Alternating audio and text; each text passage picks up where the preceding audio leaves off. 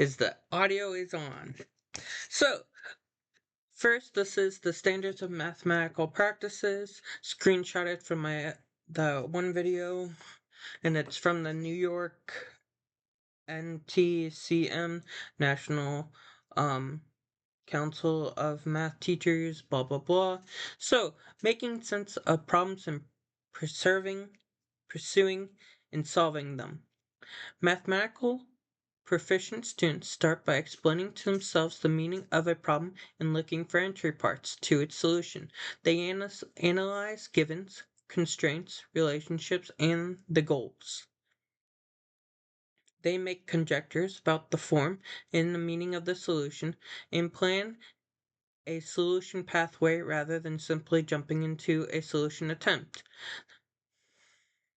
They consider analogic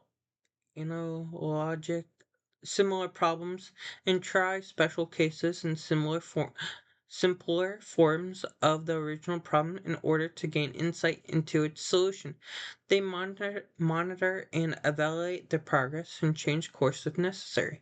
Older students might, depending on the contents of the problem, transform algebraic expressions or change the viewing window on their graphing calculator to get the information they need.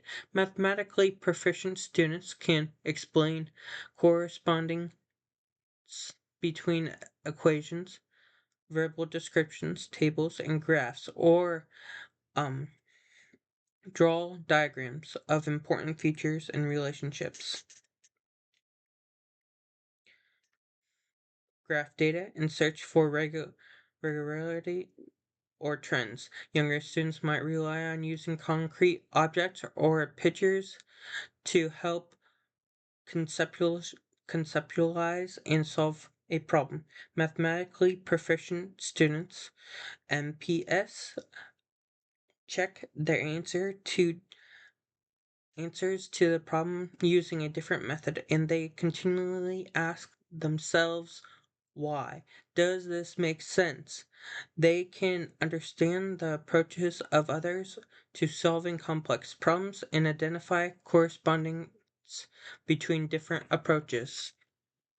That is the end of the first mathematically standard practice, making sense of problems and pursuing and solving them.